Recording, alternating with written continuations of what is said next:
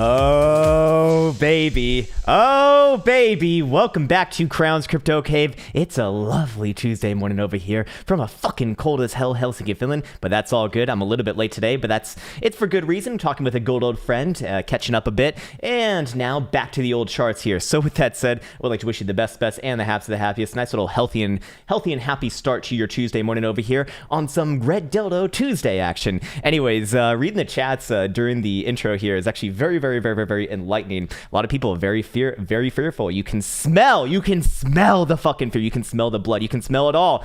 But this ain't fucking nothing, man. We haven't seen shit. We haven't seen anything. We've seen fucking buckets, man. We haven't even seen a 10% move from the downside just yet. Now have we? With that in mind, I would like to wish you the best of the best once again, because we have a lot to discuss today. Anyways, let's put the folks over here in the Krown application, which by the way can be found at app.krown.net, and it is 100% free with a lot of updates coming freely and available to you right here, right now. Oh man, I can see the chats are good, man. The fucking chats are good. Anyways, we do see a lot of things going on right here. So I should denote that yes, while I actually am going to switch on to about short-term, medium-term bearish for Bitcoin as our criteria from yesterday, on the short-term analysis was essentially met with a closure below about $56,000. We should always still kind of focus on the greater long-term of things as well. And I don't really have anything too much change there. I mean, obviously Bitcoin still about $50,000 on a monthly is going to be more or less good for the long term. But for the next 10 days, you boolaws better be holding your goddamn breaths. Anyways, we do see a few things that again do still support the long term of this asset. Open interest coming down quite significantly over the last few days, alongside price action coming down as well. So again, it is bulls taking profits here, but can bulls take some more profits? Yes, absolutely. I mean, we are in a high term time frame range right now. I see a lot of comments saying Bitcoin could never go into a 3-month long consolidation phase downwards and sideways. Well,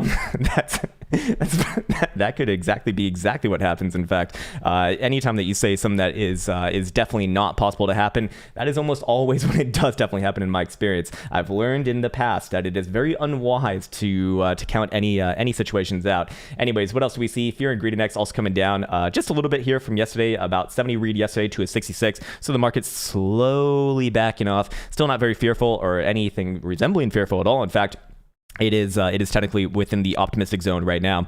What else do we see as far as the top 10 gainers, top 10 worst? And this is, again, kind of kind of sticking out like a sore thumb here, and we spent a lot of time talking about this in the Discord over the past week or two, where you see a lot of the 2017 shitcoins, the ones that are usually picked on a lot in this market, kind of rallying last, and typically that is a bit of a warning signal for the whole market cycle. Maybe not the market cycle, perhaps that's the wrong terminology to be using. What I would say is it's a bit of a warning signal for the rotational sector going on right now. And what do we see? We see XRP rallying, we see IOTA rallying, we see I don't think Theta counts with that, but Dent, I remember that one was from 2017 as well. Bitcoin SV. These things are, not necessarily the darlings of the market, you might say. And I would say that them rallying typically does denote, a bit of a reprieve for the rest of the market, as typically the junk does rally last in general market rotations. Anyways, see Brian K says something over there. Oh baby, I miss Bear Jesus. To be fair, I don't think it's necessarily time for like real Bear Jesus to come out, but it is fun. It is kind of fun to play up the emotions more or less, because it is very interesting to see that. I would imagine a lot of newer people in this market, they will look at like a 5 to 10% downside move, and while it is big, like don't get me wrong, it is fucking big, especially if you're coming from stock market, it's not really big within the context of cryptocurrency land. Anyways, Brian Case, it's been here since 4,700 subs. Holy shit, hell yeah, man, that's when things really started to get fun. Please can you take a look at CAUDI USD when you get a chance. My fucking man, appreciate that. And yes, we will definitely look at it. A little bit later, though, I want to get through Bitcoin first, as you probably already know. But yes, I will save it for later, absolutely. Anyways, into the market data tab we go, and I should denote that, yes, the funding rate continues to come all the way down. So at the end of the day, am I looking for like a real reversal in the market here? Probably not. Do I think that we could have some more significant downside? Yes, absolutely. In fact, again, the conditions that we laid out yesterday were indeed met, and there are targets lower, especially in the short and medium term as it is right now. On top of that, what else do we see? We see, oh wow, actually a couple of exchanges posting negative rates here. here. OKX paying you to hold your longs 0.02%. Not anything too crazy, of course, but it should be, you know, should be called out. Now, also what I want to put a big focus on here too is this futures premium over perpetual price action right here. We've seen it come down significantly. Again, this does play into the bias that long term, this very likely does create, you know, some sort of a higher low. It essentially creates a major opportunity. But again, major opportunity does not necessarily mean blindly buy fucking $53,500 because this baby is coming lower. Oh man, I fucking missed that. I missed the red dildos, man. This is where you actually have to be able to trade. It's quite nice. Anyways, what's up, nearest Rutan? Bruh, blood in the streets. Sir, there is not nearly enough blood in the streets right now. Let me introduce you to my little red dildo friend over here. Anyways, we can go into the charts now, and I do want to go over this first and foremost, just to kind of give you an idea of what well, of what this can look like, to be fair. Of course, everyone's familiar with this concept, or I'm sure most people are familiar with this idea, with this notion that Bitcoin on the weekly loves to test that yellow 21 exponential moving average in both its bull markets and its bear markets, marking off its major lows in bull markets and marking off its major highs in bear markets, more or less. And that has been pretty consistent going all the way back to 2011, 2012. And where is that postured right now? That's actually all the way down, just a bit below $40,000. So to give you an idea, yeah, do I think that there could be more significant downside? Absolutely. What's relevant about what just happened, like literally right fucking now? Well, we actually took out last week low, and we didn't just take out last week low on this spot price action chart. We did it on also, I imagine, CME right here. Now this is a bit lagging because I do not actually don't have updated feed on this one, on this account, but that would essentially confirm your 3 drives bearish divergence right here, and that would at the very least have a target down to the 10 simple, which is right below $50,000, and traditionally I actually like to target the 21 on that as well. So with all of that said, I do think that Bitcoin is actually getting ready for a greater pullback here. You know, very likely low $50,000, as we denoted yesterday with a breakage of $56,000, which happened a little bit after stream, and then very likely a bounce off this, you know, low $50,000 region. And then the real question is, does that bounce turn into a higher low or not? And, you know, at first pass, I do think that the market could very easily go for a more prolonged pullback here. I know that's not necessarily what people want to hear, but remember, this channel is not a Bitcoin cheerleading channel. I mean, you know, of course we like Bitcoin, you know, Bitcoin's cool, it's a great idea, but at the end of the day, we are traders here first and foremost. So if the market, you know, if the market switches it up, if the market changes it up, then it's time to change it up as well. Anyways, should we start off with this chart or this chart? No, let's start off with this chart. Why not, man? Why not? Anyways, we also see something very important here as well. So remember yesterday, we were getting a bearish MACD cross. Now, the way that I play these sort of MACD crosses is I want to see a break of structure as well. Where's your structure? Well, your last higher low is right around 55,600-ish region, or 55.5, I believe is what I was saying yesterday. And that was that was accomplished yesterday with taking out the low side of it and also closing below. So it's like 2 for 2 right there. And that means that I would be looking at this as playable, very likely, at least, you know, very likely back down to about $50,000. Anyways, this is not accompanied by a DMI minus dominant signal right here, to be fair. I would be looking at that as kind of like the next one if Bitcoin is going to make a deeper dive below $50,000. But for right now, it is, you know, it certainly is on the menu, and I would be keeping a keen eye on it. Should also denote on the 2-day right here, we are just testing the 20 simple as it is right now. I believe that's about the same on spot price action with my 21 exponential average, a little bit lower there, and I do like the 21 for these targets because we actually do have confirmed bearish divergence now. 1, 2, 3 drives. I'm almost always going to target the 21 on that tip, and on top of that, we actually do see a continuation signal on the 2-day jewel right here, which is following through with the 3-day on the on CME right here as well. Now it's the CME signal, a little bit less obvious. In fact, I'd still look at this as like not really obvious at all, but we did see several lower term time frame and medium term time frame signals on the jewel get initiated over this past weekend coming into Monday as well. This was the big one right here, halted your short yesterday a little bit after the late day wrap up, and so we are seeing continuation off that, and I would be looking for a bit of a bounce again off of the 52.5 region, the same area that we kind of targeted off the break of structure here, taking out that last higher low at about 56,000 and some odd change. And now I would be looking for a short-term time frame bounce. How high can this bounce get? Well, the problem is that I mean, we don't really, I mean, we have lower highs coming in all the way from about basically $58,000 or 57,700 on a closing basis. So Bitcoin could play at a nice little short-term bounce from this region, very easily get back to 56.5 55, maybe even 57. But ultimately, as long as it's below this last lower high structure, I would still be looking for further downside. I'm sure people are going to be calling this like some sort of like a elongated cup and handle. This is no longer a cup and handle anymore. The second that Bitcoin broke $56,000 right here, that is no longer available. That is no longer a potential, and that whole idea goes by the wayside. So anyone talking about that, on the crypto Twitter sphere or on the crypto YouTube sphere, well, I can tell you in my experience, that's not how I've seen it work. I'll put it that way. Anyways, so I want to be very, very, very, very, very clear with this. And by the way, you're probably also noticing that I do have a different indicator at the top here. I've gotten rid of the Stokes, man. I'm convinced. I'm a changed man. The reverse TSI is actually I think is a little bit better, and I'll explain why a little bit later, or perhaps I'll just do a whole video on it, which I actually will do regardless of that. And maybe I'll just save it for that. Yeah, we'll probably do that because this video is going to be long enough, anyways. So with all of that in mind, again, kind of following up on yesterday, yes, we did break that 56 level. That did propel targets back down to about 52.5, which we pretty much just got right now, just all the way down to about 53 even, actually. Close enough in this case. I am looking for bounces off the 200 simple or 200 exponential average, which essentially do overlay with that region. So I would be looking for a short-term bounce, essentially off this region right here. However, that bounce, as long as it fails to get back above 57.7, essentially that last lower high before Doom's drop, well, not necessarily a Doom's drop here, but before this, little continuation drive, then I'd be looking for another deep dive down, probably to the next major area, which is going to be the 3-day 21. And in this case, that is postured right around 48,250, or sorry, 48,500-ish region. And by the way, we do have that bearish evidence now officially confirmed on the 3-day as well, coming in 1, 2, 3 drives. And yes, that is going to be my target based off that. Again, I'm not necessarily calling like a macro reversal here. No, I don't think that that's appropriate, actually. In fact, I'd say quite literally the opposite. With Bitcoin coming down, this very likely does actually allow Bitcoin to continue the long-term rally for, well, longer and potentially higher prices as well. Anyways, what am I kind of basing that off of? Well, if we go back here to the pi cycle indicator, you can see that not only has the percentage gone up, it's actually going up like quite significantly here. It went up about 0.5% from yesterday to today, with Bitcoin coming down about let's say like $4,000. So you can imagine that if it comes down another $4,000, $5,000, that will actually, rise up quite significantly. And that essentially implies that the longer that Bitcoin spends kind of going sideways and down, consolidating a little bit lower, then naturally it will, very likely, lead up to a longer term breakout. Again, going in with the assumption that long term, this one is still macro bullish, which I don't have any reason to not believe that it's macro bullish, because the way that I judge that is the weekly trend. And as long as the weekly is essentially holding its higher low structure, I have no real reason at all whatsoever to get like long-term bearish on this, looking for like, 50%, 70%, maybe even 80% pullback, as we have seen in the past. But right now it is very much, within the history of Bitcoin that we typically do see these moves come all the way down to the 21.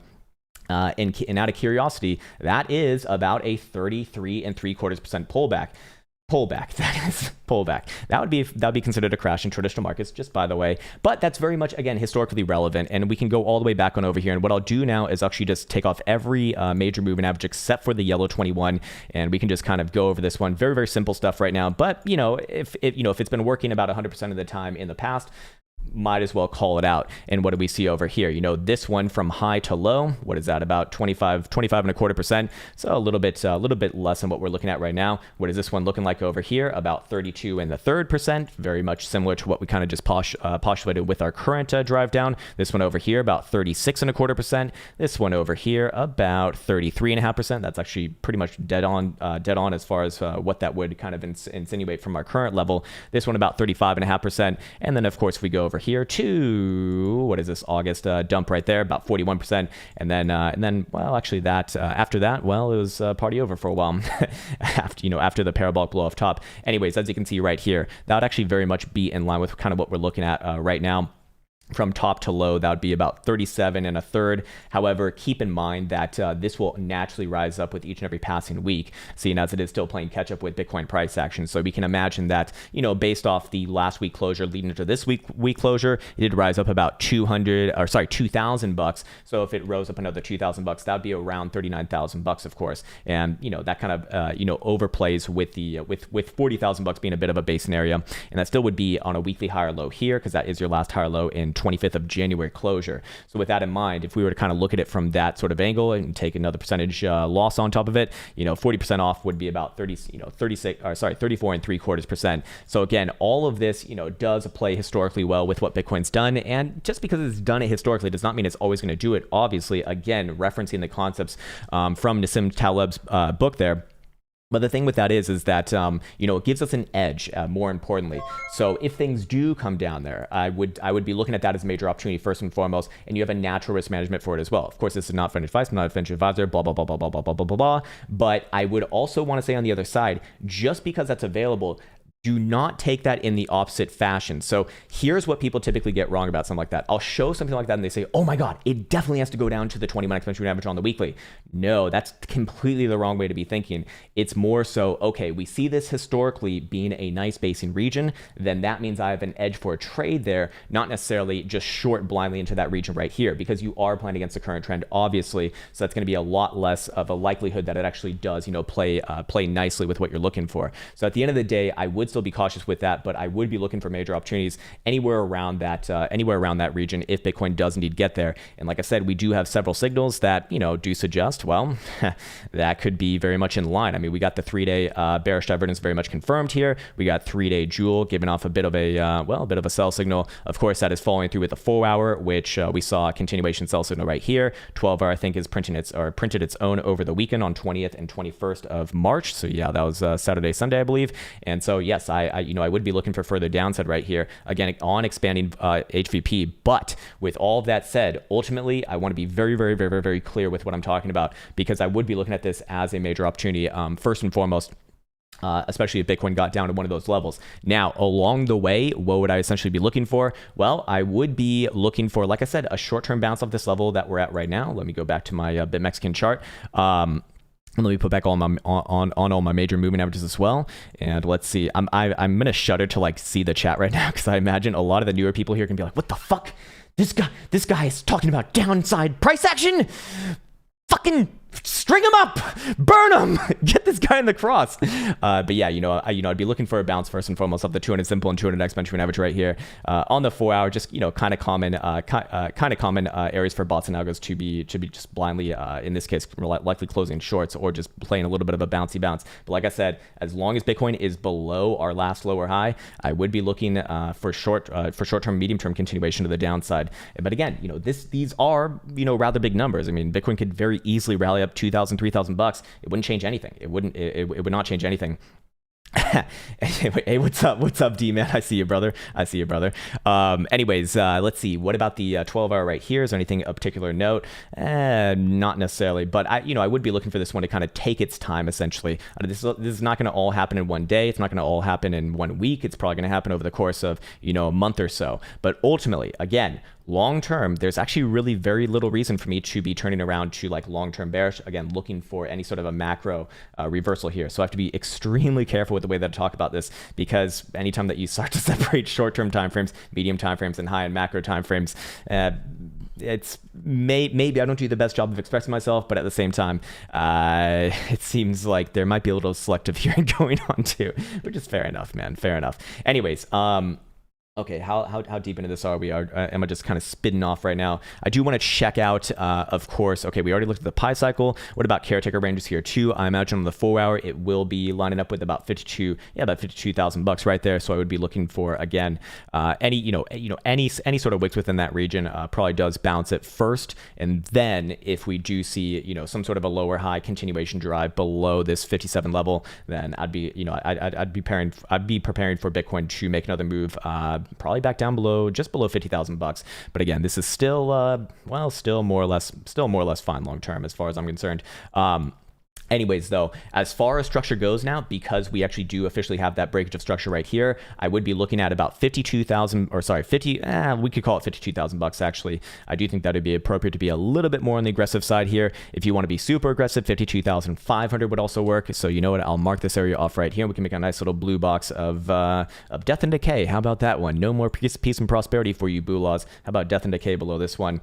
If Bitcoin does break this area right here, especially below 52,000 bucks on a 4-hour closure. I would be looking for Bitcoin to make another major stint lower, actually back down to about 48,000 bucks, probably fulfill that test and play at the bearish evidence on the 2-day and 3-day, of which we do see the 21 right around there. And we do see that the 2-day is actually a little bit higher than that, but that would be more in line with your, about the $52,000 level. So I would be looking for bounces off this level first. We're pretty fucking close already, about $1,000 delta between where, Bitcoin's current low right now and that next projected target. But realistically, it's not going to register all that much, especially on a higher term time frame like this. So, if I did have to call it, do you think Bitcoin makes another slight short-term downside move? Probably plays at a bounce. And then the question is, does the bounce get back above 57? I think it was 57.5 or 57.7, something like that. And if that happens, I'd be happy to be bullish once again. Can talk about 60,000 plus, but for right now, no, I don't think that's appropriate, actually. Anyways, let's go check out. Should we check out something else, or should we just get to comments? I see that. Hold on. I see that we got a few. Okay, let's actually get to comments now. You know what? I think this would be a fun time to just get in some good old chatting action. Anyways, okay, so let's get back to Brian K over here. He wants to look at CAUTI USDT. I'm curious what the altcoin market is doing now. I'm going to imagine that altcoin market probably following Bitcoin to the downside, if I had to guess. Let's just see if the market is in unison, and it would appear so, actually. It would appear so. However, this one not getting hit on the head as hard as Bitcoin, in fact. So it is rather, it would be considered relatively strong. In long term, this is a pretty good, damn good chart. Well, how much long term what's it called, history do we have here? Not a whole hell of a lot, a little bit over a year, but for the year-long history that we do have, pretty fucking good. It does look like it wants to play at a greater pullback, though. In line with Bitcoin, I'd be looking for this one to come back down somewhere around about 42 cents, maybe even all the way down to about 38 cents, but around there, I would be looking for bounces once again. Extremely bearish, though, below about 30, well, let's just call it 34 cents. But, again, one thing before the next, I would be looking for short-term, medium-term downside, and then long-term, not necessarily just yet. Cameron Blackman says, don't need anything. Thanks for the years of excellent TA. Thanks. Wow, man. That's very humbling, man.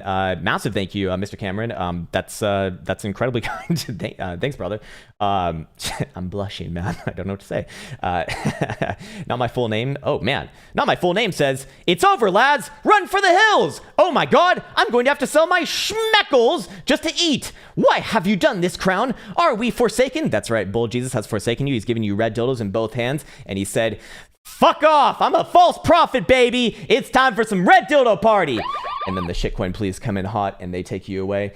Save your cones. Save your cones. No, of course not, man. Again, long term, I'm very unwilling to call like a macro reversal as it is right now. But I do think that some, I do think that some sideways and downside is probably, probably the next move out of here. Anyways, it looks like Bitcoin on the very short term timeframes looks like we might even get that $52,000 region on this exact stream, which would be pretty damn cool. But again, I'd very much be looking for short term bounces within this region right here. Again, this is not financial advice, but but I'd say quite likely. Please be my Bitcoin Jesus, sir. I am no Bitcoin Jesus. I'm just a Bitcoin pleb. That's all that I am, sir. Just looking at these charts in the same way that you are. Mahadu Fi says, sir, when does Bitcoin menstruation end? Please tell Bitcoin to use tampon, sir. Sir, yes, sir. I'll tell Bitcoin right away. Just put on the old Tampax. Elsa's got a few stray ones in the bathroom over there. No problem. Plug this baby on up and green dildos away. That's the way that the market works, of course. Just needs a little bit of support, if you will. That's what we need. That's what we need here. What's up, crypto? I see you, man. I see you, brother. Coop, there he is. Thanks, man, for everything. Can we look at FTM USDT on Binance? Sure, I got you, Coop. All right, FTM USD on Binance, and let's see. I'm curious. I'm actually very curious to see today where the altcoin market essentially is. This one a little bit more similar to Bitcoin. I'd be looking for a little bit more short-term down, probably around like 35, maybe 35.5 cent, and then very likely a short-term bounce off that level. I am hesitant to get more bearish on something like this in comparison to Bitcoin right now. A move to the 10 simple, however, would very much not be out of order, however, now that I look at it. So let's go back to the daily right here. Yeah, daily sideways and down, and I would be looking for a short-term move down to about 34 and a half. Could I extend that all the way to about 30 cents and test a 10 simple? Wouldn't be asking for too much, but I would be looking for bounces around that 30 cent base region. first, and then kind of judge it after that. Again, we need to be very careful here. I need to be very precise with my language in a more serious tone, because look, I can't be bearish on a chart that looks like this. This is just not the right thing to be doing. But looking for a little bit of downside, yes, certainly. So again, if this one wants to come down to the 10 simple, I think that'd be an obvious bounce area right there if you're playing the long term. Marshall Scott says, can you take a look at KSM BTC? Man, this one's been called up about 2 days in a row now. I've learned from Mr. Paranoid that this is the testnet for DOT, whatever the fuck that means. It's like two things that make zero sense to me. Looks pretty fucking good, man, versus Bitcoin too. So this is very interesting here. This is very, very interesting, because this would look like very obvious continuation, more importantly, and a very good chart going all the way back to September 2020. So literally less than a year of history, but for the history that we do have, pretty fucking good. Anyways, let's see. Do we see anything of particular interest right here? It probably looks to me like it actually wants to make a new high on this run, perhaps. But I would be looking at this one to play out a little bit of a local high relatively soon. I do think that it has one more push left in it at the very least. Let's see what sort of proverbial targets could be generated off this region right here. And yeah, I'd have very, very, very, very, very heavy eyes on the 8,500-ish region. And I'd probably be looking for local highs somewhere around there too. Actually, I'm curious to see what the Bitcoin dominance chart looks like today. Let's see, is that reversal still in play? Do we see the move down to about 60% or so? And yes, we are. Again, I actually do still think that this is very likely to reverse from here, but putting a few more wicks into this territory just below 60%, I don't think it's very much out of the question. I mean, this is still very much looking to me like it actually does want to have a long-term reversal here. What I'd be looking for on the TSI is I'd be looking for a bullish cross above the zero read, plus this one just getting back above that 6280-ish read. And then, yes, I'd be looking at this one as extremely likely to continue back up to the upper 60s. I'm talking about like 68, maybe even 70%, and perhaps even new highs on this one long term. But short term, yes, a little bit more downside implied. So that does fit into the analysis on some like KSM versus Bitcoin. And I imagine a lot of altcoins going to look relatively similar to this, where you probably have short-term continuation to the upside, but I would be on, I would be on high alert. I don't think that this is like the moment to be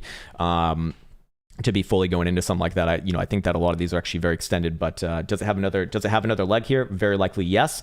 Would I be very cautious on that next leg? Absolutely. Fucking yes, I would. Chess Champion 94 says OXT USD Coinbase on the 4-hour and daily. Okay, well, it's on Coinbase. It can't be too bad because they are actually regulated after all. Coinbase, okay, 4-hour and daily. Although I've never heard of this one ever in my life. Yeah, versus US dollar following Bitcoin here. I'd be looking for a little bit of a short-term down towards about 67-cent region. Probably bounce at around 67 cent, and then you want to look at the daily too. Daily probably does continue ultimately after a little bit of a bounce there, a little bit below 60, a little bit around 63 cent, I'd imagine. Do we have bearish divergence on the daily? We do. 1-2 stabs, and yes, that would very likely play into that target right there, alongside momentum turning down at the same time. Yeah. I'd be looking for, again, short term, a little bit more downside, very likely a bounce right here, and then continuation to that next target is essentially what I'd be looking for there. What else do we got? Holy shit, man. It is a busy day, man. Oh, there's nothing like a red dildo Tuesday, baby. There's nothing like a red dildo Tuesday. I fucking love it, man. New 510 says, Krown, bruh. Can we take a look at Ethereum Classic USDT? Okay. Yeah, Ethereum Classic, that is... I don't think there's been a single request for Ethereum Classic this whole like last year and a half, actually. Anyways, looking at Ethereum Classic right here, very sloppy, very fucking sloppy, but in line with the rest of the market, I probably would be looking for this one to come back down somewhere around about 10.5 bucks. Here's the next signal that I'd be looking for right here. So you see the TSI, you see how it's right around the zero read right here. If you see it actually cross the zero line, which it will do with any sort of a closure below 10.6, so that's not really helpful right now, but if that were to happen, I'd be looking for this one to go for like a major retrace. I'm talking like back down to like 8.5 bucks. Obviously, that's pretty damn far away from where we're at right now. Short term, however, it actually looks a little bit like it wants to test some upside here. Fair enough, actually. I would actually not be bearish on this one short term. This one's actually showing a little bit of different activity than the other ones. Perhaps another try back up to about 12.75, but I cannot be bullish on this one as long as it's below 12.75, except for like a little bit of a short term move. To the downside, same thing, except I'll be using this level right here, right around 10.25. That's not going to be too helpful though, man. I do apologize about that, but unfortunately, actually, well, I mean, that is your last higher low, yes, obviously, and then there's a continuation point right there. I would be cautious on this one, to be fair, just because of the rest of the market. Weekly looks okay, though. Weekly actually does look okay here. You know what? I'm a bit stumped on this one. If anything's gonna, am I actually gonna say that if anything's gonna pull through, it's gonna be Ethereum Classic? Probably not, man. I would imagine it's a lot more likely to join the rest of the market. If I had to put my name on it, I'd imagine it's a lot more likely to join the rest of the market. Probably $11 region. Maybe be looking for a bounce around there, but big problems below this level right here at about 10 and a quarter. Big problems below there. Personally speaking, I do, I favor the market here. So if I was just looking at Ethereum Classic, I'd actually be bullish on it. Probably looking for another move back up somewhere around 12 and a half or $13. However, incorporating the rest of the market into this, I probably would be looking for this one to come back down somewhere just below $11. Anyways, been having crazy dreams lately. I have some crazy. I used to have like some really crazy dreams with Bitcoin where like it would go down to $1,000 in one night, or it'd like go up to $100,000 in one night, and I'd always have the wrong positions. So I'd always wake up in like a sweat, like fuck, what happened? Check my phone. Okay, all good, no problem. Crazy how that shit happens, but it is what it is, man. Texas Green Tea says, hello, sir, indeed. EOV, USD, Ethereum Omar's Vision. Man, what the fuck? How many goddamn of these? How many visions are we going to be having on these things? Looks like. Oh, god damn it! I've been derped. I've been fucking derped again. It's a great new chain that sells photos of each of your toenail clippings for millions. Sign me up.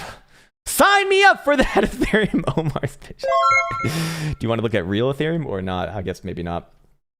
back to 1,075 viewers. We're bullish again. Maybe not. All right, let's see what else we got over here. Neurostruction says, bruh, can we check Uni, please? Sure, man. When Lambo? When Dirtbo? Let's see. Well, we can look at it versus Bitcoin here first.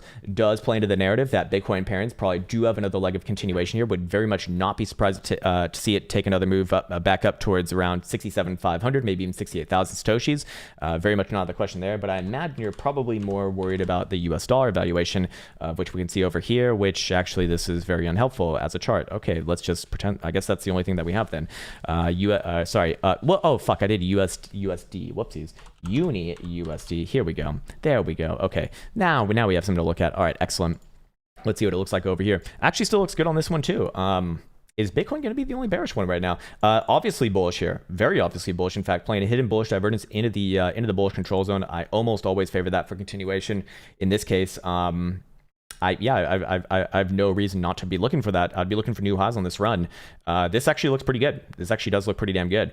Of course, still the same areas of interest to the upside on the a medium term continuation. I'd be looking around $40, bit of a pullback from there, and then potential continuation long term.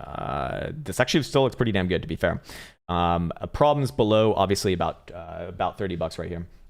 That's where I'd be willing to call a reversal, and you can start to target moves back down to like 25. Maybe even lower than that. Hello, sir. How are you? Oh, okay. It's a crazy morning, sir. It's a crazy morning indeed. JR says ENJ USD 4-hour daily. Okay, let's check it out right here. Engine coin. This one's been one of the darlings of the market, especially in this last segment, but coming down with Bitcoin as well. So we do see bifurcation right here. We certainly do see bifurcation within this market. A little bit of bearish divergence coming off the high here, and first target's gonna be met on that. I'd probably be looking for a short-term bounce off this. Yeah, you did. Okay, you did say 4-hour. I'd probably be looking for a short-term bounce somewhere, actually about where we're at right now, maybe slightly lower at about 195. However, does short-term bounce lead into medium-term continuation? It's looking like yes, especially on the daily right here. Wouldn't be surprised to see this one come back down to about 170, maybe 175 region. Before trying another daily bounce, perhaps. Anyways, Cameron English. Hello, Mr. English.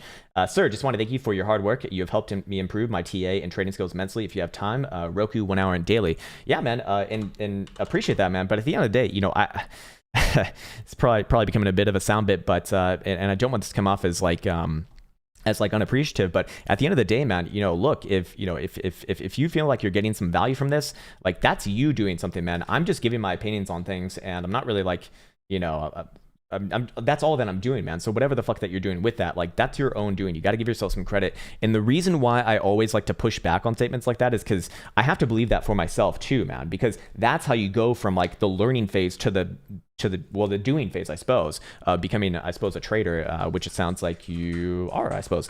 Anyways, yeah, looking at Roku right here, you want to look at the hourly and daily. Okay, that's interesting time frames. Short-term time frames look a little bit like a descending triangle on the lows, which is usually not a good sign. I'm curious what the daily is looking like right here. Okay, in this case, we do have some bullish divergence coming off the low. You know, in this case, that's going to certainly override any sort of an hourly signal. I'd probably be looking for this one to give another move back up towards about 381 region. Potential continuation, much more on the daily if you get a closure up there to about $400. But first things first, I'd want to see that bullish divergence move play out. Like I said, about 380ish region. If you see a closure on a daily above there, extend that move all the way up a little bit past 400ish region. And would look decent here, but again, I'd just be talking about the potential bullish divergence that is almost, well, it would be confirmed today with any sort of a closure here or higher actually.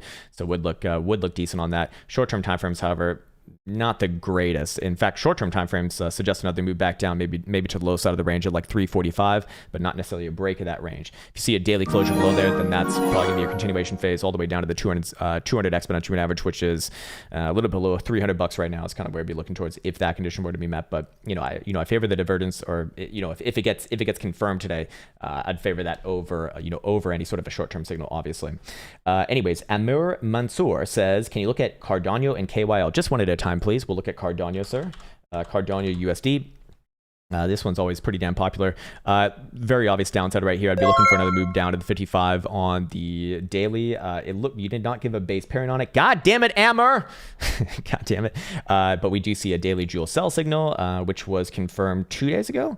21st of March. So yeah, that we're on the 23rd now. So yeah, about a couple days ago right here. Yeah, I'd be looking for this one to have a short-term, medium-term move back down to about just below $1 at about 98 cents. And then probably a short-term bounce there. Do we have continuation lower over time?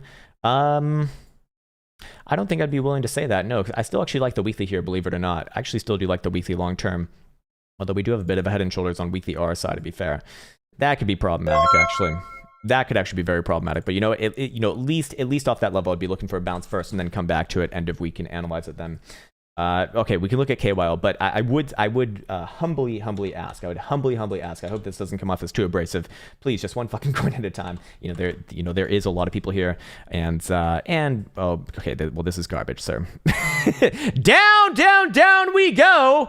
Only Bear Jesus knows where this baby's going down to. Shitcoin police inbound to, and they're gonna be taking this one very likely all the way back down to like 90 cents. This is hot garbage right here.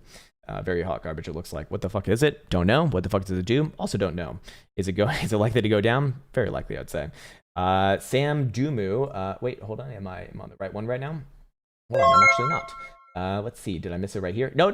There it is. Sam Dumu, 41 says, thoughts on Telcoin chart? I don't know. Okay. It's symbol TEL USD. Telcoin. Sounds legit on KuCoin and HitBTC, so already fucking got the shitcoin police inbound. So get ready, sir. I mean, which one's the shittier exchange of these two? I think honestly, HitBTC is pretty awful. KuCoin's pretty fucking awful too. Let's check out KuCoin, I guess.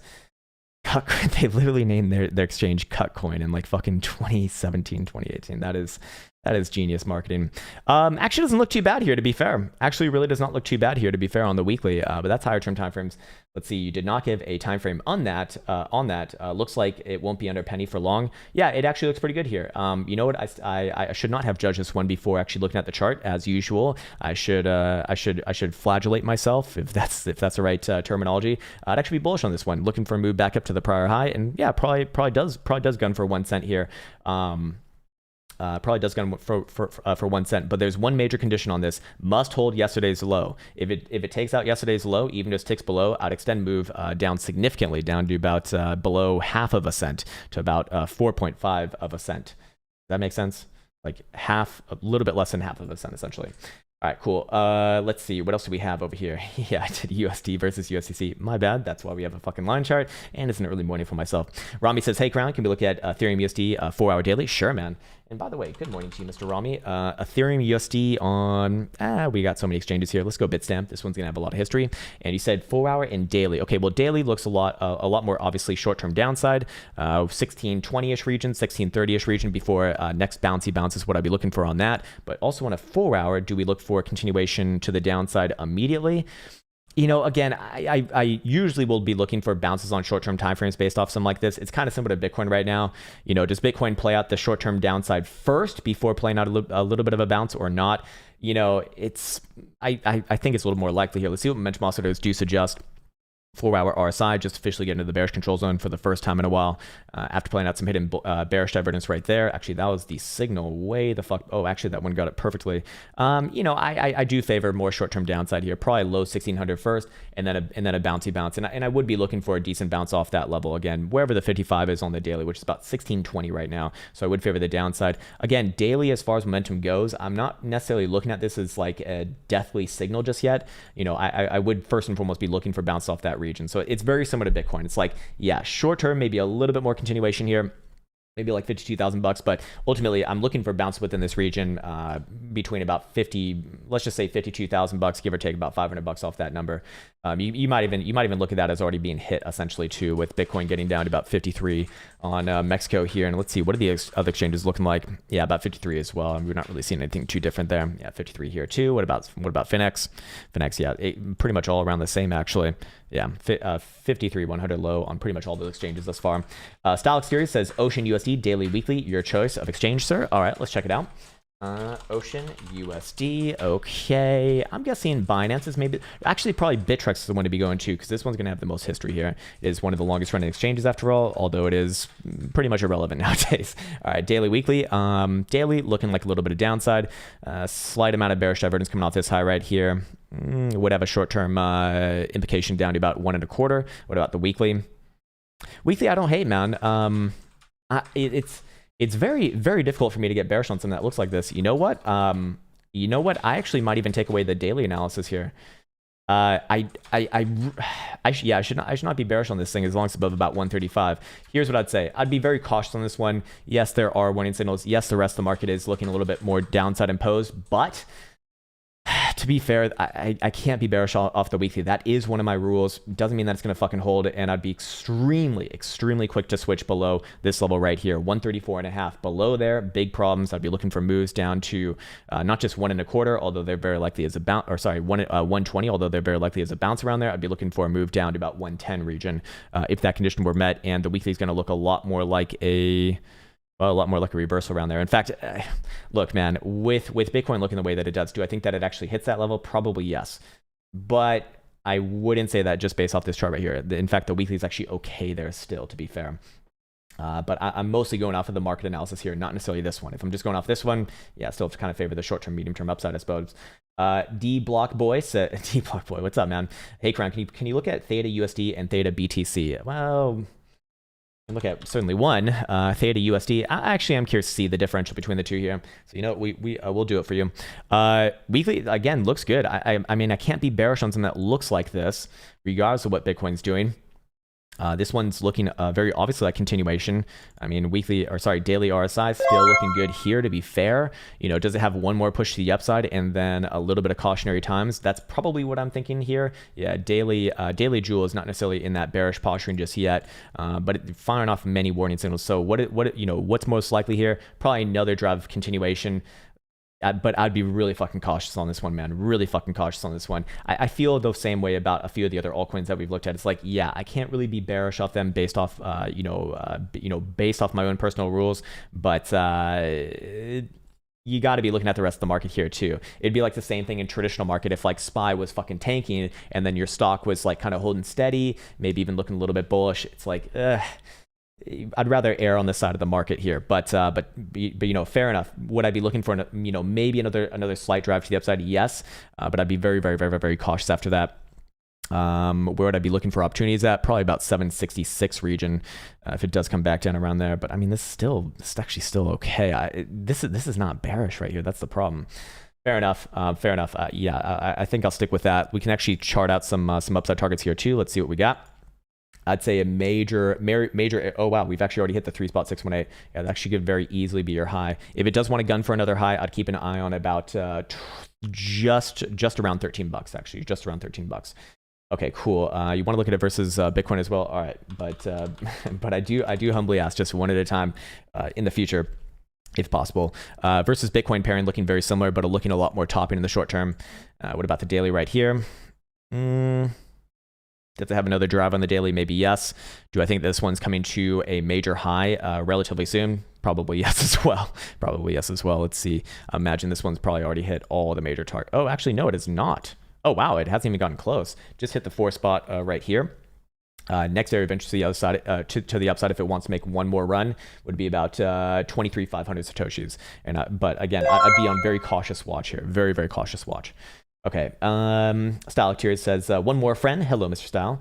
AVA USD daily weekly. Gotcha. Okay, choice of exchange already. AAVA versus US dollar specifically. Okay, nice. And we got time frames too. My fucking man. We'll go to Binance. Oh, we'll go to Binance for this one. And you know, again, you see something completely different right here. Short term, I'd be looking. Well, this is a weekly, so how short term is that? I don't know. But I'd be looking for a move down to the 21, somewhere around about 270-ish region. Daily looking about the same as well. A little bit of droop action going right here. Probably short term bounce off the 89 at about 313-ish region, 310-ish region. I'll be looking for short-term bounce, but very likely weekly continuation down to, what exactly was it again? About 275 region I'd be looking for, and very likely a bounce there, and then come back to it after that. And, you know, does this look like a major low or not will be the question, but, you know, a little bit too early to be telling that, seeing as we haven't even got the move to begin with. All right, let's see. JR, hey, what's up, JR? BNB USD daily, 4-hour daily. Okay, all right. BNB, USD. Actually, I'm very curious to see how this one's going on. Had a fucking mega move not so long ago, and is it still looking okay long term? I mean, again, you know, am I bearish on this one long term? Absolutely fucking not. Absolutely fucking not. Short term, do I think it has a little bit of downside? Probably yes. You know, next sort of target to the downside is going to be around 235 region. If the 4-hour breaks, or sorry, the 4-hour 200 simple breaks right here. Now I would be looking at the TSI as, or sorry, yes, the TSI actually has actually given a fresh signal right here. So I would actually be favoring the downside right now. You know, does it try a little bit of a short-term bounce off this region? It looks like it's actually doing that on the hourly, perhaps. Yeah, kind of, but it is downtrending. I mean, you might have even already seen the bounce here. I'd be favoring continuation here to the downside, somewhere around about 235, 240-ish region before the next sort of try for a bounce. Daily looks like it's about to fucking let go of the floor there a bit. Weekly, again, consolidate at a high level. I mean, anywhere above $200 is actually long-term bullish, like very, very long-term bullish. But this one's playing with big numbers here, so you know that would be probably wouldn't be too wise to be waiting for something like that. So fair enough. The world we live in, Bitcoin is dumping. Krown, can you believe Cake BUSD is holding while Bitcoin is dumping? I mean, look, like we have a very bad habit of looking at things like in the exact moment and not, you know, realizing that things are continuous over time. And just because that one's holding does not necessarily mean that it's going to like hold for forever. I'd probably be looking for that one to join the rest of the market too. I mean, that's generally what you see, essentially. Generally what you see. Michael Nunez says, "Hi, bro. I'm in a long at 57,800. I'm down 6,000. Should I wait for a little bounce at 52,000 and close it out on that bounce?" Okay, so this is a really good question here because actually, and look, it's going to sound like I'm going to be bullying you for a second here, but this is out of love, sir. All right, look, when you first took that trade, where were you planning on managing risk? I'll wait. If you didn't have a risk management area in place when you took the trade, you should not be fucking trading. And I say this to you with love because look, if you keep on doing that over time, you're going to get wrecked. You might even get wrecked right fucking now. Don't know it, but more importantly, you can't do that and expect good results over time. Yes, the market has been incredibly forgiving for people on the long side of just about any trade. All you have to do is essentially just wait over time. Do I think that long term, if you just wait it out, you know, would you probably be in profit over, you know, over the next few months? Yes, extremely likely. Do I think that it's wise to be holding on to trades like that right now when the market's doing what it's doing? Absolutely fucking not, man, because there's something called opportunity cost. When you are holding a shit trade like that, no offense, but it is a shit trade, not you as a person, you're probably a great person, but as far as the trade goes, that is a shit trade.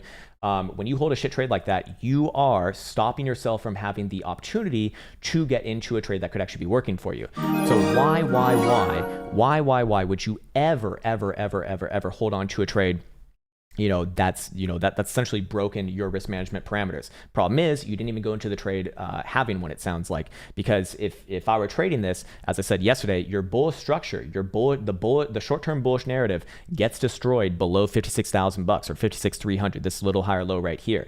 So to hold on to it after that, to me, would signal that it's not necessarily trading in technical analysis. It's more like hoping and praying to Bula Jesus, and Bula Jesus has forsaken you. He fucking hates you. He's got red dildos in both hands, and he's shish kebabbing you right now. And you're taking it, I suppose. Again, I say this with love because you can't do this for a long period of time and expect good results if you continue to do it that way. You need a fucking plan. Having no plan is a plan to fucking lose all your goddamn money. Look, anytime you take a goddamn trade, you need to define at the very fucking minimum, very goddamn minimum, 3 things: entry, exit, risk management. If you can't do those three fucking things, you should not be taking a trade ever, ever, ever, ever, ever. I want to actually bring up a situation now or sort of an analogy here, because there's one great guy in our community. I really like this guy. His name is, maybe I shouldn't give out his name. He probably doesn't want that, but fucking stupid. But I call him 777. He's a great guy. He's a flight instructor, very experienced, very, very, very, very, very, hard-nosed, very exact in the way that he talks about things. And that's kind of what you need. Anyways, I was attempting to learn how to fly via a flight simulator, and he essentially sent me what would be akin to a trade checklist. And it was perfect because I can now immediately see that if you want to be a pilot, it's kind of like it's the same process to learn the skill. When you're taking off, for example, you have what's called a flight checklist, or a takeoff checklist, whatever the fuck it is. Anyways, more importantly, there are several things that you need to absolutely confirm before you take off safely. If you can't confirm those, you don't fucking take off. And it's the exact same thing with trading. Why do we not treat this in the same way? I don't know. Maybe people, favor their physical bodies over their financial well-being. At the end of the day, man, I look at it as one and the same. Look, if you aren't willing to do that, you're not respecting your financial well-being in the same way that a pilot would not be respecting the people himself and also the people on his plane who he is in charge of the lives of. You need to fucking have these things. They need to be hard and set rules, because if you do not, you will fall prey. You will fall victim to, well, just the swings in the market, one, but also it's just, again, going back to that concept that I've been referencing from Fooled by Randomness. It's like you need a fucking plan. More importantly, for what to do when things go wrong, you need a fucking plan. Otherwise, things will at some point go wrong. There's randomness that fucking happens. And when it happens, you need to be able to survive if you want long-term, survivability. So to answer your question directly, should you wait for a little bounce at 52,000 and then close it out on that bounce? How are you going to know when to close it? You don't even have a goddamn plan for that. And again, I'm probably sounding like a complete asshole right now, or a bully to you. Again, I'm doing this hopefully so that so that everyone can benefit, because I dealt with this myself a lot. This is how I went broke to begin with. Years ago now, is I essentially did not, I had a plan, I did not follow my plan, which is no plan, to be fair. So I don't want to separate myself from this equation. I've fallen prey to this as well, and it's very, seductive, because you don't want to be wrong, obviously. You don't want to take a loss. But look, anytime that you are considering opportunity cost, you are taking a loss in this regard. So my point is, look, if you can define an area for where you'd be looking for on a bounce, or how would you even know when the high of that bounce is? How would you also know if it's not going to be reversal? Well, if you can't define that, then no, I'll just get the fuck out right now. Do I think that things bounce from here? Yes. Do I think that you could maybe lessen your losses a little bit from this region right here? Very, very, very, very, very likely. Maybe even back up to like 55 or 56,000 bucks, or 56,000 bucks is not asking for too much here, to be honest. But would I suggest doing that long term? Fuck no, man. Anyways, okay, so I probably just pissed off about everyone, So fair enough. All right, apologies on that. New 510 says, Krown, bruh. Can you analyze my S coin? Is this a change in behavior or a pump and dump? Jar USDT 4-hour daily. Pierce my organ, bruh. Okay, all right, let's see what we got here, man. Jarvis, like the Marvel superhero. Is that it? Wow, looks pretty awful on the 4-hour. Short term, I'd be looking for a continuation of the downside. Probably bounce off of like a little bit below 1 cent, like around 96, 97 region, or sorry, about 97 to 98 region. I'd be looking for a bouncy bounce. Is this a change of behavior though? Actually, yeah, it is. It is a change of behavior. It probably does fall through to the upside long term, but I'd be looking for bounces very, very soon here. Very, very soon here, actually. All right, cool. What else do we got? Crypto says, I keep telling myself outside of a black swan event, Bitcoin can and has pulled back 90%. Yeah, absolutely. And that's not even a black swan event, right? I mean, we've seen Bitcoin traditionally pull back off of its macro highs. Now, do I think that this is a macro high right here? No, it's very unlikely to be, honestly. I'm long-term still bullish here. But, is this out of the ordinary for Bitcoin? That's an 83% pullback. Over here, what do we have? We have an 86% pullback. Over here, market cycle to market cycle, 74.25% pullback. I mean, that's very much within the context of Bitcoin, historically speaking. So it's not, it's not anything out of the ordinary here. All right, this guy, alien rope, crazy, fucking weird. All right, we got it. We got fucking strange, man. Looks like you have taken some, son. I have a little bit of caffeine in the early morning hours. Let's see. What else do we have here? Okay, so got through that one. Miles says, shit perp, 4-hour FTX, good reference tool. Oh, sorry, to kind of follow up on that new. Yeah, I do think it's a change behavior. And yeah, I do think that it has long-term upside there, actually. So we actually are seeing a lot of things that look somewhat different, to be fair. Short-term, a little bit of downside, but I would be looking for, again, long-term continuation. It does look good long-term, to be fair. Miles says, shit perp, 4-hour FTX, good reference tool. So this is one that I've actually watched a lot in the past. I think I even have it on my list over here. Yeah, I do have it on my list. Let's see. Yeah, actually, this is pretty fucking profound. I'd be bearish off that, man. I'd be looking for big bounces around 65.25. Now, I don't know exactly what tickers are included in this one. Maybe a little bit lower than that. I mean, we do have some. Yeah, we do have a little bit of bearish evidence here. Yeah, probably around 65.25 and try a little bit of a bouncy bounce there. Can it come down lower? Yeah, absolutely it can. But, at the very least, I'd be looking for a short-term bounce off that region. Problem is, can you trade? Oh, yeah, you can trade this on FTX, obviously. I mean, it's basically just an index. Fair enough. I don't know what's included in this index, but yeah, I'd be looking for short-term down, probably bounces off, off those levels, however. All right, cool. Steve Compton says, oh, you said 4-hour. Oh, shit. Well, 4-hour probably comes down to, a little bit more here. I'd be looking for 65.25 region, give or take a few bucks.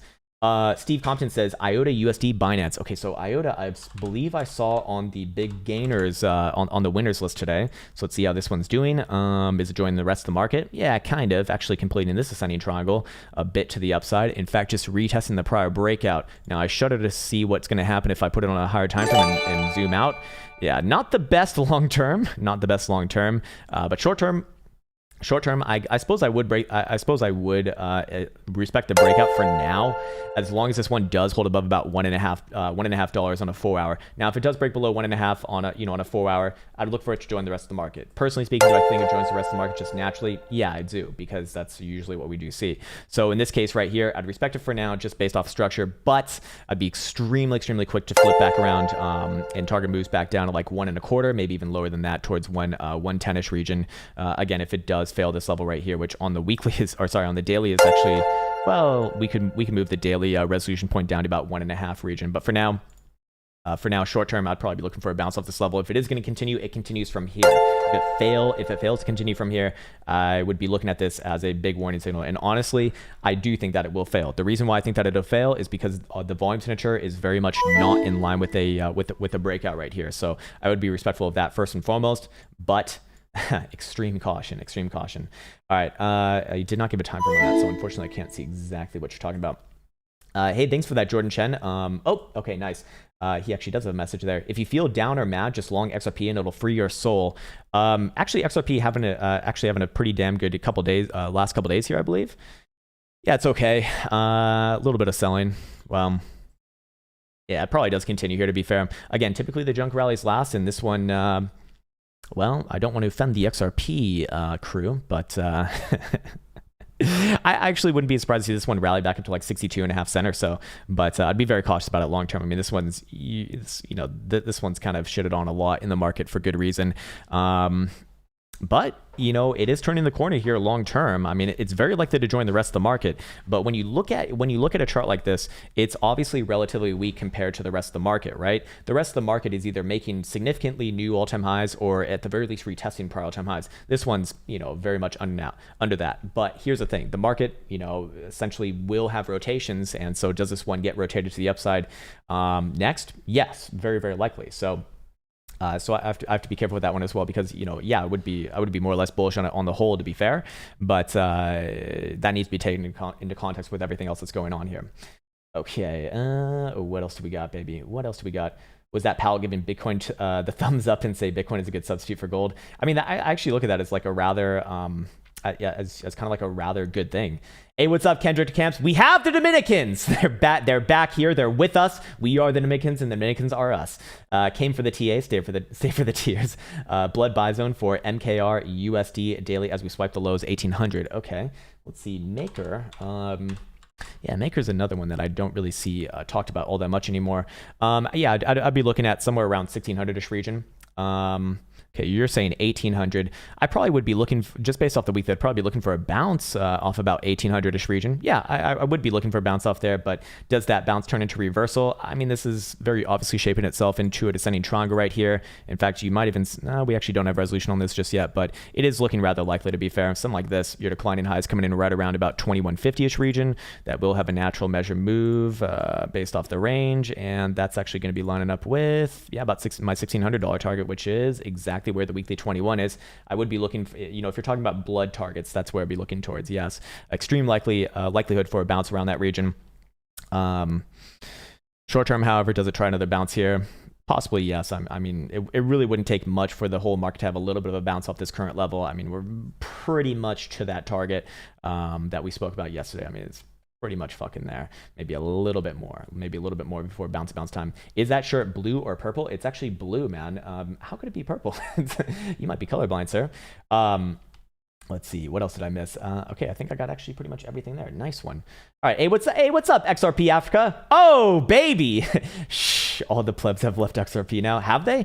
Probably, yeah, man. I'd imagine like the people who are looking for the get rich quick scheme, Mr. XRP Africa, they probably got bored like a year and a half ago, if I had to guess, man. So, maybe it does pull through here. At the end of the day, man, like this is good. This is overall good for what we see right here. Short term. I mean, even short term, I'd probably be looking for a little bit of a try to the upside. Maybe not short term now. Probably does come down a little bit short term, but overall, I like the weekly setup here. I mean, it's not bad. You got clear higher lows, you got a clear change of behavior volume signature right here, and you got some bullish divergences coming off those lows too. And the TSI is given a bit of a continuation signal here, posturing for closure this week. So hard to hate, man. Hard to hate. It's everyone loves to take SRP. Probably wouldn't hate it here, honestly. Yeah. In fact, if it even takes out last month high, I'd be looking for a buck if that happened, actually. Looking for a buck. Saeed Hack says Bitcoin USD on the 12-hour time frame, please. Okay, I got you, man. I got you. 12-hour time frame specifically. I'm curious exactly what you're looking at on the 12-hour. 12-hour just looks like continuation to the downside to me. What stands out most is 12-hour jewel sell signal given on the 20th of March, confirmed doubly on the 21st of March, and that was when Bitcoin was right here, right around about 58,000 bucks. I do think that this one has a little bit further downside to go. Yes, I'd be looking for the TSI to get all the way to the zero read before the next sort of potential 12-hour bounce. How low could we get on price action for that? Well, we actually have numbers for that, in fact. Let's see. Okay, where is my zero? Where's my damn zero read right here? Where's my damn, there's my zero line. Okay, that actually take quite a fair bit, 48,600 to actually get it below. So it does still support the narrative that Bitcoin very likely does bounce somewhere around low 50,000 bucks, upper $40,000 region. It's not wise to get too damn bearish here just yet. Again, I'd absolutely love to get like super bearish, but still a little bit far away. Not my full name says, hey, Krown, I never hear you talk about fundamentals. Do you take them into account personally or pure TA? So as a trader, I don't care about fundamentals, except for fundamentals like, okay, fuck, no, I need to be careful with this because of people have like drastically misheard me in the past. Okay. I care about fundamentals in the sense that I want to make sure the asset that I'm trading is not like a fucking pyramid scheme or a scam. They're not going to run away with the fucking funds the next day. Things like that absolutely do matter. When I was trading traditional markets, it's not like I'm going to go fucking trade something that trades OTC. I'm going to trade like a Microsoft because, well, fundamentally speaking, it's pretty sound, pretty structurally good. Stuff like that. Facebook, Apple, Netflix, Google, all that good shit. You don't have to worry about like the black swan as much as you would have to worry about a black swan and say, some sort of a penny stock that is just pretty much irrelevant and mostly just garbage. So for that reason, I do care about fundamentals. And for Bitcoin, from the research that I've done, and more importantly, the people that I trust to understand that sort of a thing, because I am not a programmer. I'm not a programmer. I'm not a person who can like understand code except for like extremely baseline stuff. So with that in mind, I have to, reference other people who, spend their life's energy learning that. I spend my life's energy learning trading and technical analysis.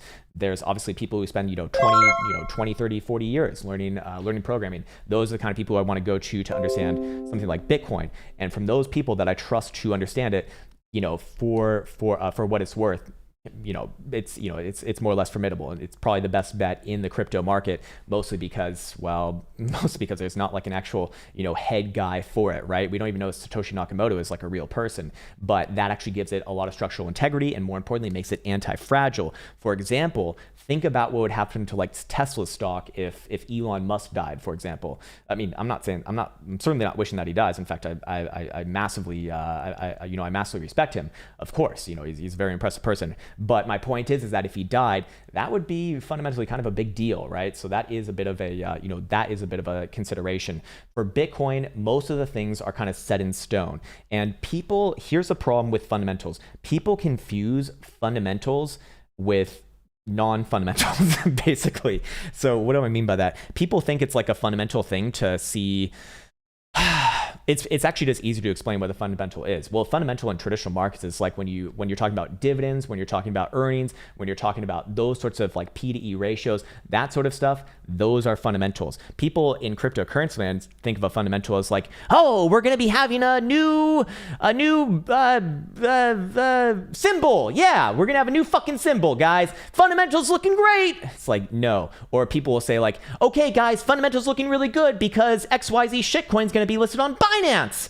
That's not a fundamental. That's not a fundamental. So the problem is that most people don't even know what a fucking fundamental is and they talk about them. More importantly, as far as fundamental analysis goes, does it matter? Yes. There are a few things that I do track, which I show in the long-term analysis videos that I think can play into a long-term analysis. But the problem is that you need to be able to, if you're coming up with a trading plan, come up with your entry, exit, and risk management at the very fucking base minimum. Obviously, more sophisticated trading styles are going to have a lot more than that, but at the very goddamn minimum, you need that.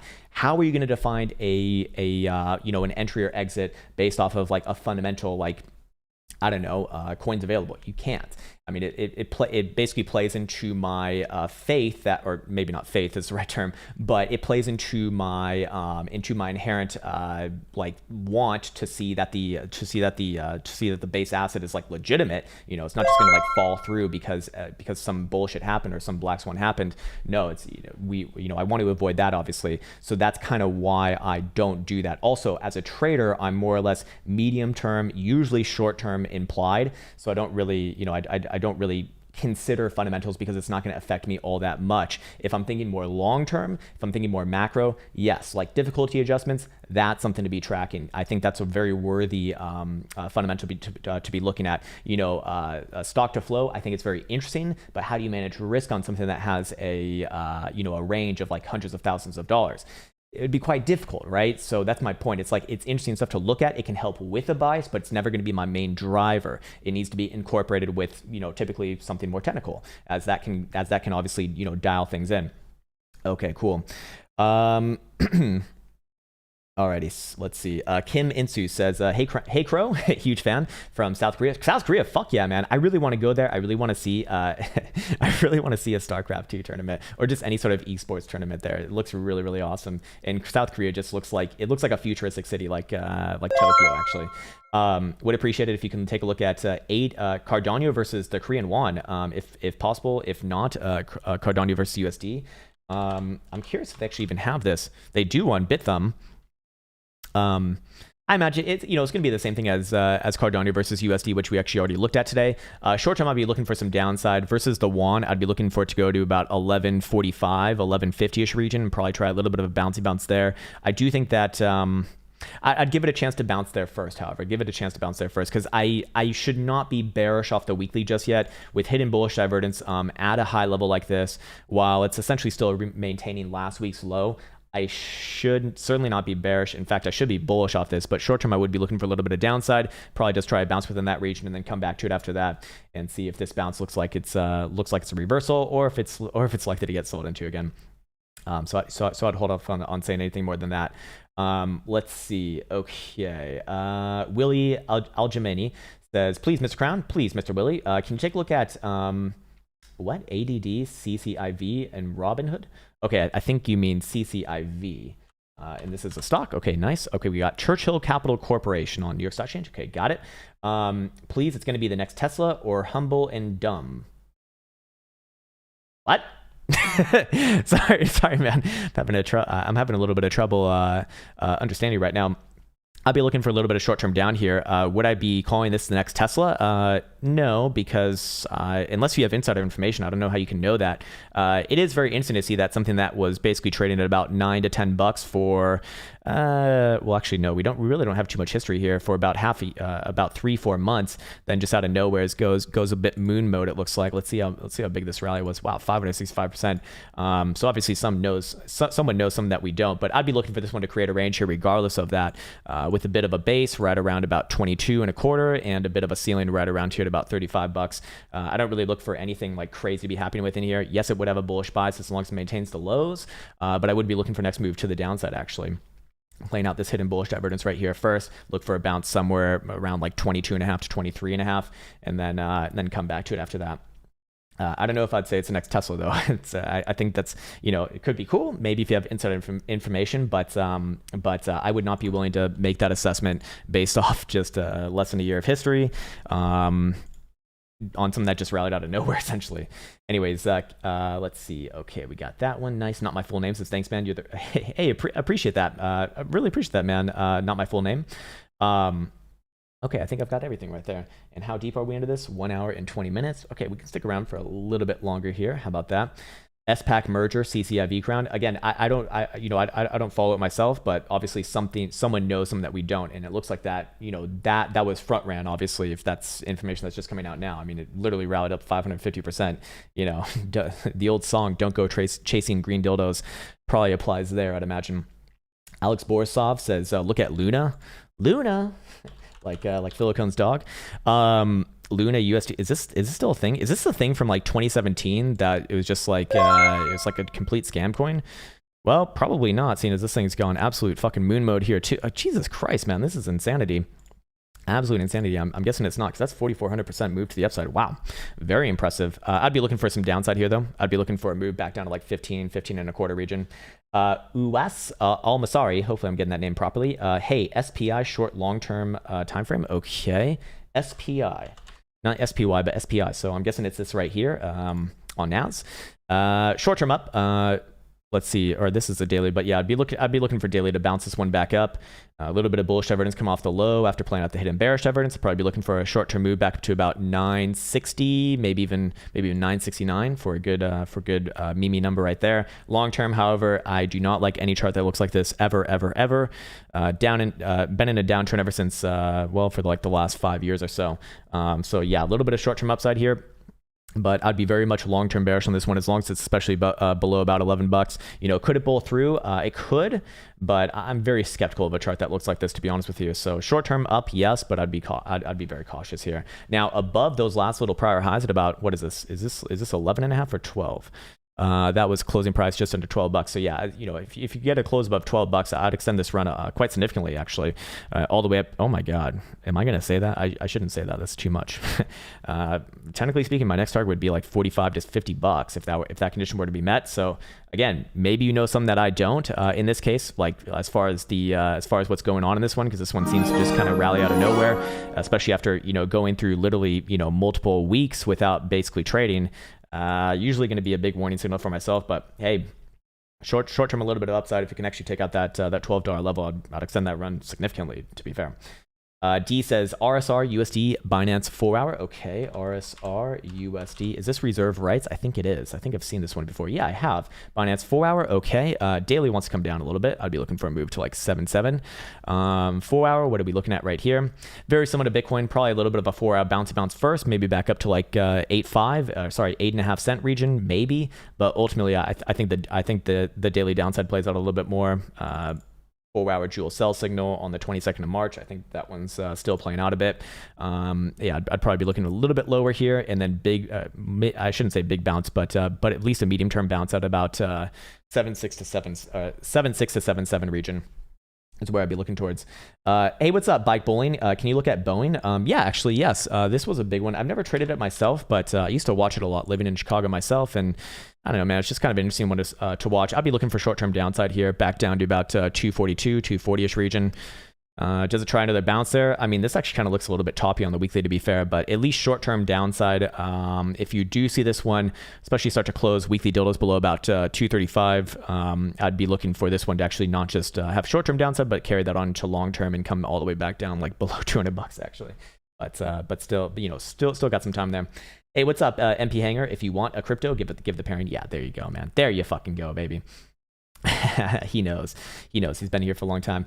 Crypto says Alessio Rastani has a whole video based on that TA drives the market, not the news or the whales. No, that's actually incorrect, but I think I know what he's trying to say. So what actually drives the market is what I refer to as market movers, basically big accounts that have, billions of dollars typically underneath their in their equity and their trading equity. They actually move the markets. That's actually who does create everything.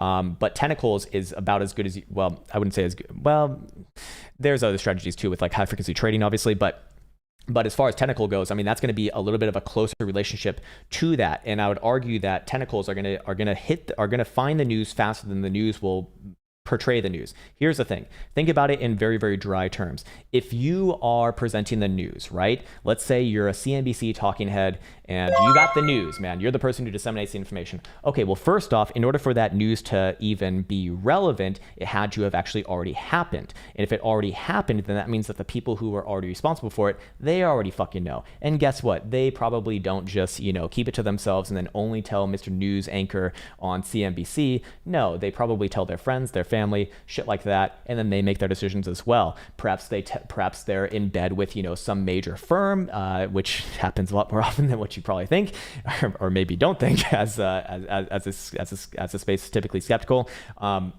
But they're going to make their decisions on that as well because they're going to have insider information. And then they're going to obviously at some point release that information because they have to. That's where the news people hear it. But when the news people hear it, they don't just immediately go on fucking air and say, oh, we just in breaking news, we have blah, blah, blah, blah, blah. No, what happens is that first it comes to like their source or whatever the fuck, the person who actually like goes out to try to find the news because it's actually not the anchor to begin with. And then that person knows, so then they're probably telling other people, probably takes some time for that, and then of course at some point it comes to the actual news anchor themselves. They have to prepare the story, and then do they tell some other people too? I mean, at that point so many fucking people know and already have made decisions, more importantly, off that. That is the key critical thing. People have already made decisions, and where are those decisions going to show up in? If you're not an insider, where are you going to first know? Well, the most egalitarian way of looking at that would be the charts, because they've already made their decisions. This is just representing in a chart-like fashion what people have already done. So I would say that that's the closest that you can get essentially if you're not actually an insider yourself, because that's like real-time decisions, obviously. You could make some arguments with like OTC desk and like knowing that shit too, but I think that would kind of fall in that same category, to be fair. So. Hopefully I got that idea out properly. Anyways, Almasari says SPI crypto, not stock. Okay. Just one at a time, man. All right, SPI crypto. Hey, man, if you want a crypto, as our friend said, please put a base pairing, because look, man, like. Okay, shopping.io, Bitcoin on Bittrex. So this is going to be good. Actually, it is pretty good right here, to be fair. On 4 hour, basically no history going back to just a few days ago. Look, man, I want to shoot you straight. Do I think that tentacle analysis works on something that's been around for 4 fucking days? No. If you put a gun to my head and said, call this, and we pretended that there was some more history here, yeah, I'd be bullish on this, looking for another move back up to like a third of a cent, a third and a half of a cent. But look, man, I can't in good faith do that. There ain't enough fucking history here, man. CWRK, all right, well, look at this. Man, you just love these shitcoin stocks, don't you? CWRK, trades OTC, currency works. Not bad, actually. Not bad for the information that we do have, but again, this one only has a couple years of history here. Actually, a little bit, yeah, about a couple of years of history here. For the history that we do have, it's fine. Yes, it's good. Very likely does continue this rally here, but I just want to see some that doesn't do this. This is usually a big warning signal, to be honest with you. But yeah, does it continue here? Very likely, yes. Probably going to make another run towards like $4.5 to $5 if I had to guess over the next few weeks. Okay, cool. A couple more here, and then we'll wrap this baby up. Robert Johnson says Tesla. Oh yeah, Tesla. Yeah, let's look at Tesla. How about that? Tesla, I just got here. Hopefully we haven't already done that one. Actually, no, man. Actually, no one even asked for Tesla anymore. It's kind of weird. Hidden bearish divergence off this last. Or actually, hold on. That's being resolved by the bullish divergence on the other side. Let's go to a higher time frame first. See what this one looks like. Okay, very interesting. Very, very interesting here. Okay, so this one's got a tale of two time frames going on. What I can say is that, okay, you have a couple obvious trades on this one, very, very obvious trades. And I actually would be having a bearish bias on this one on first pass. Now, if it takes out not yesterday, but it's okay, yesterday was Monday. So yeah, Friday low. Friday low is 624 3/4. If it takes out that low, I'd be looking for a big, big downside to be initiated all the way down to like 540 to 550-ish region before the next like daily bounce around there. Didn't give a time frame on that, so I'm gonna guess that you're probably just looking at higher term time frames anyways. By the same token, there's a pretty easy trade on the other side too, but not in this range right now. And again, I'm assuming that you want to look at this one long term. If it takes out not last week high, but the week prior to that, at about 717, let's just call it 718, I'd be looking for a big move up towards about 770-ish region, give or take a few bucks up there. So you do have a pretty easy range trade here, but which side would I favor here naturally? Probably the downside if I had to call it. But let's look at the major indices here. Let's look at the major indices here for a second. Maybe that can help out with some biases, as it should be driving some like NASDAQ, and NASDAQ futures already trading right now. Actually looking okay here, in fact. Yeah, we've already played that hidden bearish divergence. Looks like we got a 12,700 target from yesterday. Actually overshot that a little bit, so that's okay. We actually have about the same formation here too, and I'd actually kind of favor a little bit more on the upside for NASDAQ specifically. Well, nah, then I go to a 4-hour. Nope. This one's just confirmed a fresh high actually. You know what? If you see this TSI turn back down again below the zero read, I'd be looking for this one to come all the way back down to 12.8 again, maybe even 12.7. But here's the thing, you got an easy range trade here, regardless of my opinion on this one.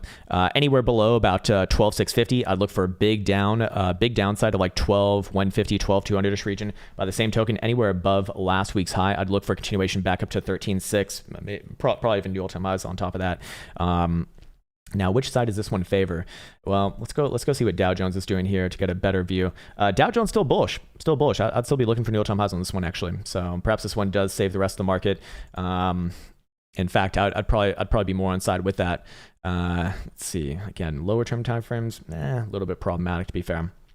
Yeah, a little bit problematic. Maybe a short-term pullback, long-term continuation, but I do like Dow Jones for what it's worth right now. Jordan Chen says SOL BTC on the 4-hour pre's. Okay, SOL BTC 4-hour on Binance, I'm guessing is going to be the right one. And yep, a little bit of short-term downside. I'd be looking for a run towards a 200 simple, 700-ish region, probably a little bit of a bouncy bounce there.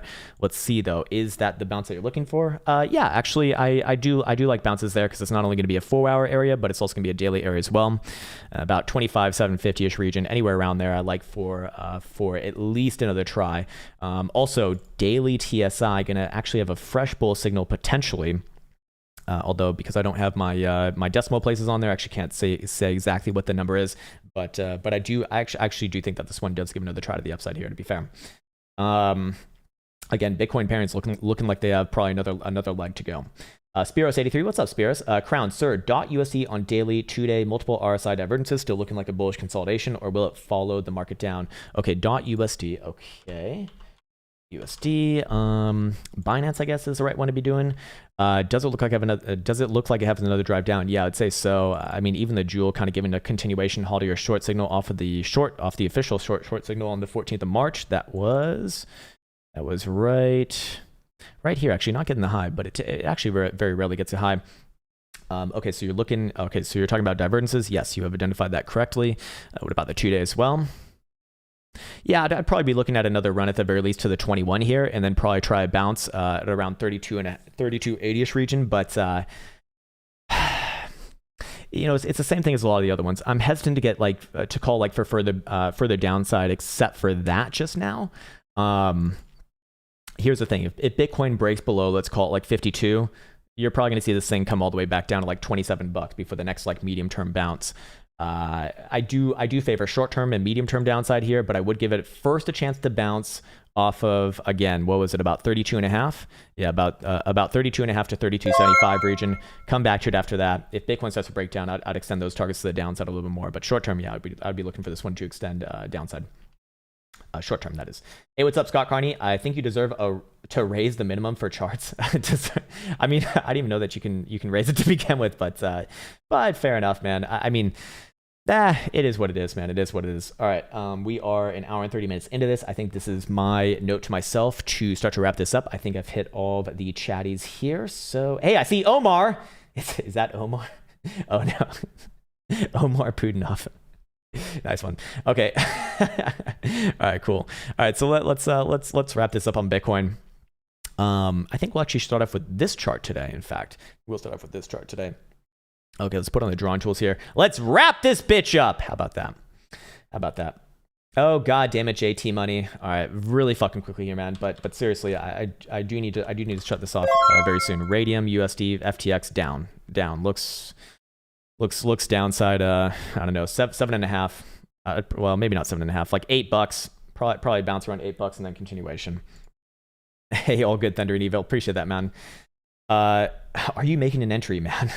Yeah. Yes, I'm making an entry, but you don't know if it's the red button or the green button, sir. All right, cool. Let's wrap this bitch up. Okay, so 4-hour Bitcoin testing down to the 200 simple and 200 exponential moving average right here. You know, is it in a bouncy territory? Yes, I'd say more or less so. We are very close to the target from yesterday's breakdown below 56,300. More importantly, so anywhere around here, I would be looking for a short-term bounce. Do I think that it could extend a little bit lower first before playing out a bit of a bounce? Yes, I do think so. In fact, if you put a gun to my head and said, Krown, call it right now, I'd probably be saying so. Maybe around like 52 to 52,500-ish region.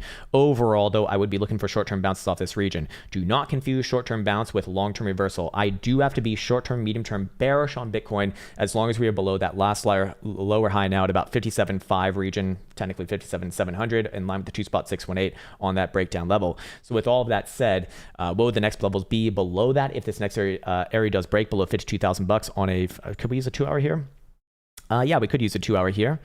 Yeah, we could use a 2-hour here. I'd feel a little more comfortable with the 4-hour, to be fair. You know, higher term time frames usually going to be more dependable. But if that condition were to be met, I'd extend downside targets all the way to wherever the 10 simple is on the weekly, which is currently, I imagine, right below $50,000. Yeah, at about $48,000. So I do like that area overall, especially with taking out last week's low. Usually not going to be the picture of health and fitness here. Technically speaking, we have already done that on CME as well, and that would have a natural target around $48,000. But that doesn't necessarily mean it's going to happen like today or tomorrow. And I'd still give it a chance to bounce off those low $52,000 region first. So with that in mind, short term, you know, again, I do think that Bitcoin's very, very close to a nice little short-term bounce here, if not already off the 200 simple, you know, just kind of common areas. But what I'd be looking for next is I'd be looking for any sort of reversal signals, with regards to like divergence on a 4-hour to kind of denote if this one actually is going to have another try to reverse. And again, as long as Bitcoin's below 57,700 or 57,800, I'm not going to be short-term, medium-term bullish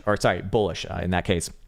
Long term is very much unchanged. The monthly, as long as about $50,000 by closing time, I think is long term continuation. So do not get that confused. Long term, still very much bullish. But does Bitcoin play at a greater pullback here? It's looking like so. I mean, you know, targets to the downside, like we said, it could just be just below $50,000 for that next major area. And then on top of that, you know, if that bounce fails, then I'd be looking, you know, probably around $40,000. But that's, you know, still very far away. I want to be very, very clear about that. I'm not looking for any of that to happen like today or tomorrow. Probably not even this week, if that's the case. For now, you know, Bitcoin's a lot closer to a bounce than it is to continuation. And with that in mind, is there anything that I'd be keeping an eye on the 12-hour or daily? I mean, we got obvious 12-hour areas here, right around about $51,000. Daily areas right around actually the 55 here, which is actually in line with the weekly 10 simple essentially. So, you know, do I look for continuation overall of the downside here? Momentum oscillators would suggest so. We do have 12-hour jewel cell signal playing out from about 3 days ago. Over the weekend, it looks like. So I'd be looking for that one, yeah, to probably bring things, that very likely does imply that the next bounce off that $52,000 level or 52,500, whatever you're looking for, very likely does fail. And we do see down around low 50,000, maybe even just under 50,000 before the next sort of medium-term timeframe bounce. Again, do not confuse that with the macro reversal. I'm not looking for that just yet. not even close. In fact, if we go over here to the pi cycle indicator, the percentage has actually gone up almost towards 84%. So what I would say in a more sincere tone and a more hopeful tone for the bullahs out there is that the longer that Bitcoin spends consolidating, going a little bit of sideways, a little bit of the downside, especially, slowly, then this will naturally very likely it will imply long term that Bitcoin does get a longer and potentially higher drive as well, as this does kind of loosen up their percentage right here. To be fair though, pretty fucking close already, but the more the more that Bitcoin kind of slinks down, plays out a little bit of sideways and down, the more that will naturally go up, and that would be more long-term healthy with short-term, medium-term sideways and down essentially. So that's kind of the picture that I'm going to be painting right now. To kind of wrap it up, extreme likelihood for a bounce relatively soon here. However, I'd be very cautious of that bounce. Is there anything that would indicate that this bounce is happening like right now? Well, your last lower high on an hourly is quite simply right around about $55,000. So as long as you're below $55,000, there's no real threat of like a greater bounce on a medium-term time frame. If Bitcoin does take out $55,000 to the upside, again, do not confuse this with a reversal, but I would be looking for an extension, perhaps all the way up to about $57,000. Again, you still do have lower highs coming down around that region, so I would probably be looking for lower. I'd probably be looking for a continuation of the downside after that, but what would make me bullish here? I always need to provide something on the other side. What would make me bullish? Well, I mean, still 59,400 is going to be a magical area for that. But on a 4 hour, could you move that down to about 57,800? Yeah, I do think so. Above 57,800 on a 4 hour closure, I would go back to being bullish on just about all time frames. But for right now, it's looking like a little bit of a bounce around this level, and then probably another continuation drive, and then perhaps that is the actual opportunity here. Anyways, this of course is never financial advice. Further thing from financial advice, but I would like to wish you the best and the happiest on this lovely little Tuesday morning over here from very bright, very also cold Helsinki, Finland. Take care, everyone, and see